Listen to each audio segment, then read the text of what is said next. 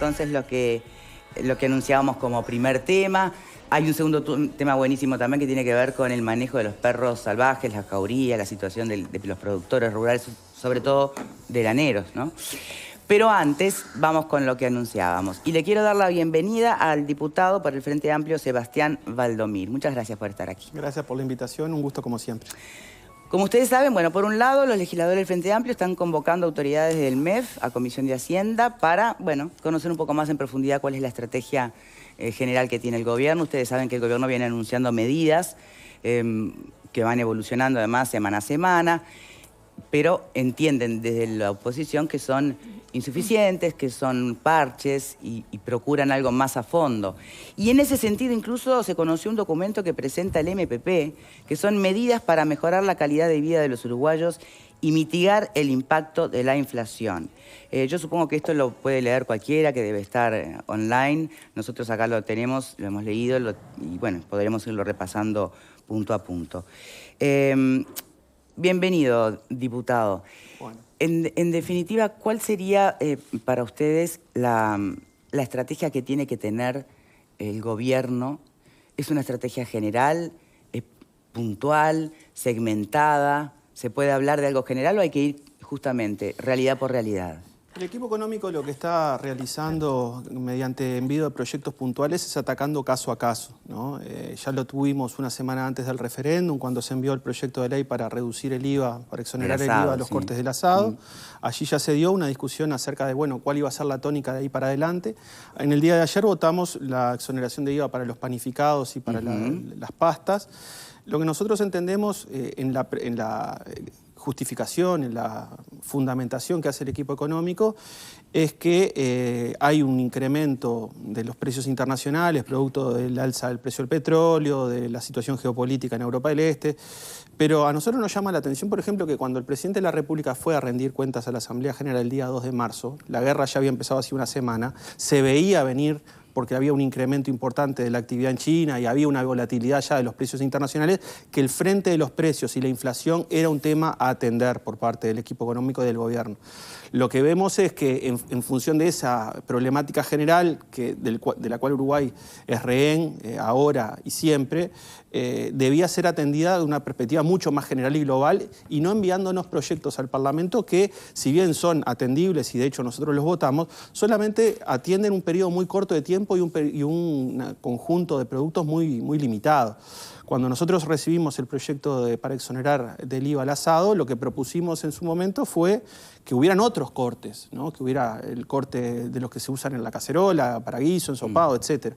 Eso no fue tenido en cuenta porque, bueno, se pensaba que esto podía llegar a ser pasajero. Sí. El tema es que nosotros no vemos tampoco como Frente Amplio que en 30 días o en 60 días se vaya a recuperar el ingreso de los hogares uruguayos. Porque uno puede topear el precio y es lo que está haciendo el gobierno. Puede exonerar parcialmente por un momento, por un determinado periodo de tiempo, un determinado precio.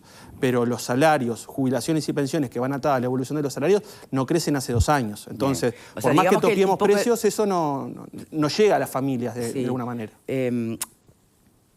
O sea que el corazón un poco de este documento, por lo que pude entender y leer, pasa por aprovechar reunión Consejo de Salarios y empezar realmente a ajustar por allí.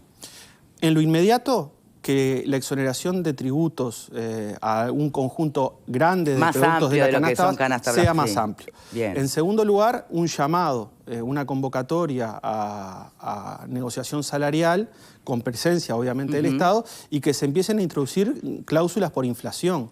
Nosotros vemos que la inflación sigue estando por fuera de los rangos que procura el equipo económico y este año va a seguir estando.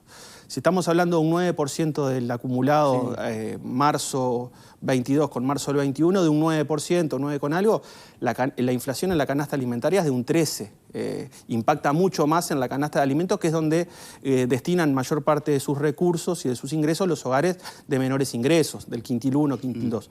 Entonces, lo que queremos es, primero, mayor cantidad de productos y más plazo, para que la gente pensemos que se puede recuperar el ingreso sobre fin de este año, octubre, noviembre, diciembre. siempre y cuando no siga la fluctuación importantísima que hay del precio del petróleo a nivel internacional. Sí. Entonces, si vamos a tener una recuperación de los ingresos sobre el fin de este año, que por lo menos las exoneraciones y los aflojes y las renuncias fiscales sean por lo menos por un periodo más largo de tiempo y no solamente por un mes o 2 meses. Y luego, medidas de carácter más estructural, sobre todo en el mercado de los combustibles, ¿verdad? Que eso supongo lo veremos más adelante, pero en cierto sentido lo que nosotros vemos es que el petróleo, si bien esta semana bajó un poquito, se va a mantener en el entorno de los 80, 100 dólares, y lo que tiene que suceder es que, en definitiva, el mercado interno, lo que mueve el sistema productivo aquí en el país, los que cargan naftas para llevar a chiquilines a los colegios, a los clubes, y el consumo general de los combustibles, tiene que sentirse una baja sensible para proteger al mercado uruguayo interno de las oscilaciones enormes que hay a nivel internacional, sobre los cuales nosotros no podemos hacer nada, porque no tenemos petróleo, no somos un país que consuma grandes cantidades de barriles de petróleo por mes. Entonces lo que queremos es que se genere un fondo. En el tema del petróleo ahí tenemos otro problema, y es que hace nada una mayoría de la población, por más pequeña que haya sido, pero es una mayoría, referendó. Sí, sin duda. La LUC. Y ahí estamos la cosa atada, ¿no? Un fondo de estabilización del mercado de los combustibles. ¿En qué sentido? Como existió antes el fondo de estabilización del mercado energético, ¿no? Antes de que estuviéramos con los molinitos y dependíamos de la sequía, y eventualmente cuando había una seca grande el consumo de los hogares estaba permanente, lo que se hacía era establecer un fondo para, de alguna manera, contener que la tarifa no subiera. Eso quedó en el pasado por la renovación de la matriz energética. Si hay falta de agua, se activan otras fuentes energéticas. Acá estamos proponiendo lo mismo, ¿no? Antel ha bajado su déficit operativo, en cierto sentido ha logrado cubrir que los aumentos no sean mayores, porque los informes de la URSEA, los informes de ANCAP, terminan sugiriendo, proponiendo aumento de los combustibles mucho más alto de lo que termina adoptando el gobierno. Eso hay que reconocerlo. Sí, bueno, entonces, evitemos que eventualmente el precio del petróleo se dispara a 120 dólares o, no sé, X precio, de que eso repercuta directamente y de manera inmediata en el mercado interno y en los surtidores donde consumimos combustible los uruguayos. Un fondo que por lo menos nos permita tener un escudo entre el mercado interno y las oscilaciones internacionales. Yo separaría, si les parece, para el análisis los temas. Lo que remite al petróleo, por un lado, la propuesta del fondo, y por otro lado, lo que son las estrategias políticas y económicas, ¿no? Donde, obviamente, lo que está de fondo, y creo que está escrito por acá, en el documento, como izquierda, lo que plantean es no dejar que el Estado sea un mero segundo actor, digamos, y que no sea el mercado el que regule la situación económica del país y de cada uruguayo. Pero con todo respeto también pregunto, de alguna manera, esas políticas económicas tampoco se trasladaron, si bien sacaron de la crisis al Uruguay, y hay que, todo el mundo eso lo puede reconocer, obviamente, de situaciones terribles, después a largo plazo no terminaron siendo exitosas. También por algo hubo un cambio de gobierno, y dejando el país con un déficit fiscal incluso superior al que había dejado la administración de Mujica. Entonces, ¿cómo se tiene que percibir esta propuesta colaborativa, quiero entender obviamente, ¿no?, para las autoridades de turno, desde una fuerza política que no logró en su tiempo solucionar estos temas? Como un aporte a la agenda pública. Nosotros vemos, porque venimos de una campaña sumamente extensa de tiempo, recorrimos todo el país varias veces y vimos que el impacto del aumento de los precios estaba sobre todo generando una situación muy precaria, sobre todo en el interior del país y en la zona metropolitana, por la baja de los ingresos de los hogares que no lograban acompañar el aumento de los precios. Eso lo vimos y el gobierno también lo sabe, y el gobierno en cierto sentido está monitoreando esto. O sea, nadie quiere que la pobreza aumente en un país, eso está claro. Nosotros hacemos estas propuestas como un aporte a la discusión, y aparte señalando, que eso es muy importante, que el sistema político lo tiene que hacer, de comprometer apoyos en caso de que el gobierno logre incluir esto en su pauta, apoyos parlamentarios y apoyos políticos para darle una respuesta al conjunto de la población que se ve atormentada por el aumento de los precios y darle una señal en conjunto, no solo del gobierno, sino de la oposición también, para tratar de darle una señal concreta de que le llegue al bolsillo de los uruguayos. Bien. Eso no es menor, porque en definitiva el Uruguay está partido en dos mitades, o en una mitad mayor y una mitad menor, digamos. Pero las cosas afectan por igual, a todos. Y reconocemos que el gobierno ganó en buena ley, tanto en noviembre del 19 como en el referéndum. Nosotros no estamos en esa lógica de mal perdedor. Queremos hacer un aporte a la discusión y lo que vemos, ayer mismo votamos en la Comisión de Hacienda la exoneración de IVA a los panificados, es que están enviando al Parlamento materiales con poca información. Yo, por ejemplo, le pregunté a los diputados oficialistas cuánto es la renuncia fiscal de esta medida, cuánto el Estado deja de percibir por no cobrar el IVA a estos productos, y no me lo supieron responder. Entonces, cuando el gobierno precisa apoyo y nosotros levantamos las manos para acompañar estas medidas, tanto la de los panes como la del asado, lo que estamos dispuestos es a ir un poquito más allá. Y si nos dan los elementos, si nos dicen, la renuncia fiscal va a ser esto, va a ser por tanto periodo de tiempo, no hacemos otros productos por tal y tal motivo, bueno, entendemos si nos podemos quedar más tranquilos con las propuestas. Lo que nosotros hacemos es un aporte a la discusión. Me gustaría que los panelistas puedan preguntar, si le parece bien. Empezamos por Fernando Margueri. Sí, a mí me gusta esta charla porque además me parece estar conversando con una oposición responsable y una oposición constructiva, cosas que últimamente no se está viendo mucho. Hay un documentito, vamos a decirle documentito porque son 4 carillas, ¿no? Medio pobre, parece... Bueno, ya empezamos. No, bueno, pero parece sacado de algún concurso escolar, donde los niños aportaron sus ideas para mejorar el ingreso de los hogares, porque...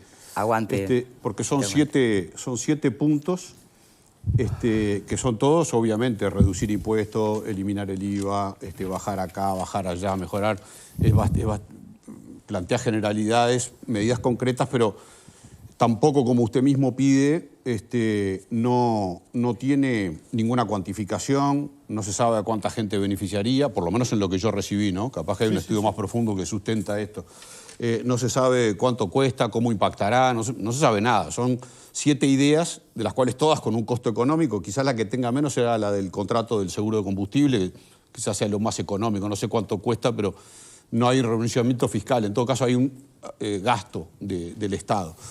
Pero el resto son todos renunciamientos fiscales y en algún pasaje de esas 4 carillas se dice que hay espacio fiscal. Otra vez aquel tema tanto de Astori y del espacio fiscal, otra vez parece que hay espacio fiscal.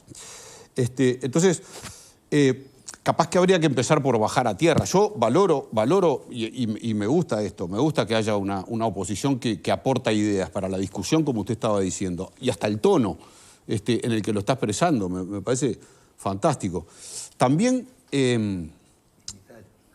creo que hay elementos que lo podemos considerar después pero ¿por qué estamos en la situación que estamos?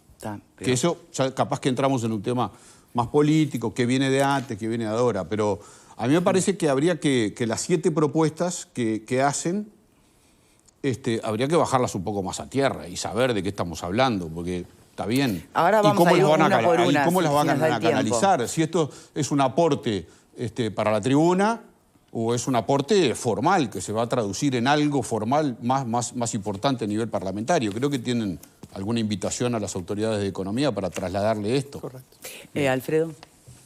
Sí, no, la próxima vez un tratado de economía suculento, así todo el mundo se queda contento y nadie lo lee. Pero me parece que ténganlo en cuenta eso porque es importante. A mí me parece muy sano el tono, lo que está hablando Sebastián. Lo que no es bueno es tu tono. Un poco tonto tu tono, pero bueno. No, el tuyo estuvo bárbaro. Porque el tuyo estuvo bárbaro, el documentito, la redacción escolar que trajo el MPP. Yo estaba hablando con él, no contigo. No, pero a mí me afecta porque el Frente para que Amplio tú te refieras a lo que yo digo. El Frente Amplio como tal lo tomó y yo como Frente Amplista me siento que es una buena propuesta y es un buen gesto de hablar. Y yo creo que lo que se ha demostrado en estos 2 años de gobierno liberal, el que en realidad no, el cuco aquel del Estado, todo el tiempo. El cuco aquel del Estado, ¿va a seguir hablando él? Sí, me callo. Todo el tiempo. Sigue hablando. No, gracias. Habla. Gracias. Yo quería decir... No, pero Fer, no sé. Discúlpame, ¿no? Pero él ya tuviste tu tiempo. No, pero yo modero. ¿Te acordás cómo es? Por favor, siga. Bueno, lo interesante es que el gobierno liberal que cree en el mercado, es una de las cuestiones filosóficas. Es decir, sin embargo, tuvo que enfrentar una situación en la cual jugó el rol del Estado y no tuvo más remedio que aplicar el Estado. O sea que tan liberales como decían ser, no eran. La realidad los bajó a tierra, se dieron cuenta de que tenía que haber, evidentemente, intervención estatal, que el mercado solo no resuelve todo, ni ahí, ¿tá? En ningún país del mundo, ni ahí. Y creo que el gobierno, lo más claro fue lo de la pandemia, ¿no? Es decir, si dejabas las vacunas en el mercado, todavía estamos esperando para vacunarnos, para empezar. Pero digo, yo creo que lo que se reafirma nuevamente es lo que muchas veces hemos afirmado. Se machetea. Está fuera se del puede tema. meter, Pero está fuera del tema. se puede meter más apoyo, sobre todo porque los precios que estamos viendo todos día a día están subiendo. Entonces, a pesar de las interferencias que hay en el éter, yo creo que el gobierno debe sin duda decir, en esto hay que subir un poco más el apoyo. Y nuevamente está el tema del IVA personalizado, que yo estoy dando manija porque no es idea mía, es idea de varios economistas, y que dicen, hoy tenemos estructuras tecnológicas como para poder hacerlo, que realmente el subsidio llega a los que precisan, no a cualquiera. Bien, ¿por qué cuando él dice que el gobierno machetea tú decís que no? Yo no digo que machetea, pero yo puedo tengo que desarrollar una idea de lo que pasa. Voy a tomarme... Vuelvo en tu rato. ¿El largongo? No, largongo no. Dale, pero, por favor, pues, largongo, tengo que hacer la pausa. Largongo no, pero cuando él dice machetea, no está tomando en consideración algunas cosas, ¿no? Porque primero que no tiene ni la menor idea. No es que él tenga que traer un tratado de economía, sino que con 2 papelitos capaz que le alcanzan a García porque es lo único que va a leer. Pero yo lo que digo es esto.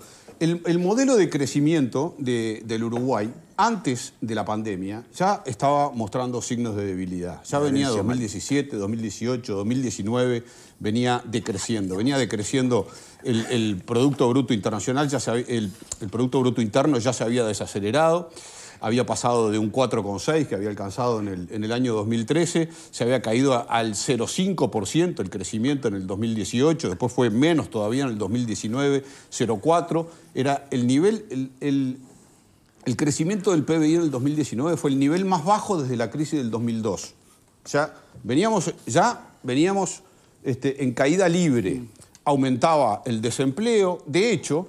Después del 1 de marzo, el 13 de marzo, que empezaron a sonar las cacerolas del PIT-CNT y de parte del Frente Amplio, cayeron 100.000 personas por debajo de la línea de pobreza. En los primeros 15 días del gobierno cayeron como de golpe, cayeron de golpe todos en la línea de pobreza. Quiere decir, lo que yo quiero decir, el proceso de reducción de la pobreza, que es en definitiva a lo que vamos a llegar a hablar, cuando él dice machetea y cuando dice el Estado protector y el Estado que escudo de los débiles y todo eso que se repite, es porque estamos hablando de la pobreza.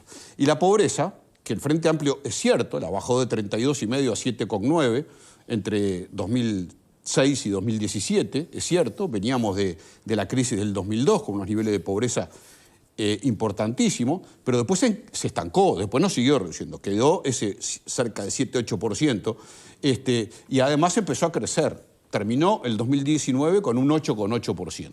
O sea, el gobierno actual, que según García está macheteando, dejó de percibir, recibió el país en esas condiciones, con un déficit del 5%, del entorno del 5%, con la desocupación aumentando, con un país estancado hacia 3 o 4 años. O sea, no estábamos en el país de las maravillas, seguro. A eso le cayó una pandemia. Dejaron de ingresar al Uruguay 2.000 millones de dólares por concepto de turismo, por ejemplo, pero además se paralizó el país y toda la región. Pobreza. Aumentó 2,8 la pobreza. Pasó del 8,8 del 2019 al 11,6 en 2020. En el 2021 recuperó 1%. Está 1,8, en el 2021 cerró 1,8 por encima de la pobreza del 2019. ¿Cuánto aumentó el producto? Y está en franca recuperación. Bien. Con la llegada de la pandemia, el PBI se contrajo un 6,1%. 6,1%. Se contrajo un 6,1%. No es cuánto aumentó, se contrajo un 6,1%. Ya termino. Ese 6,1% es algo menos de toda la contracción que tuvo el PBI en el 2002, que fue del 7,7%. Es decir, para llegar a decir el Estado machetea, que además se gastó 1.500 millones de dólares en vacunas y en atender la pandemia, para decir que el Estado machetea, pero por lo menos hay que leer 4 cifras, 4. Bien, hacemos la pausa. El diputado responde a la vuelta, ¿sí? Ya venimos.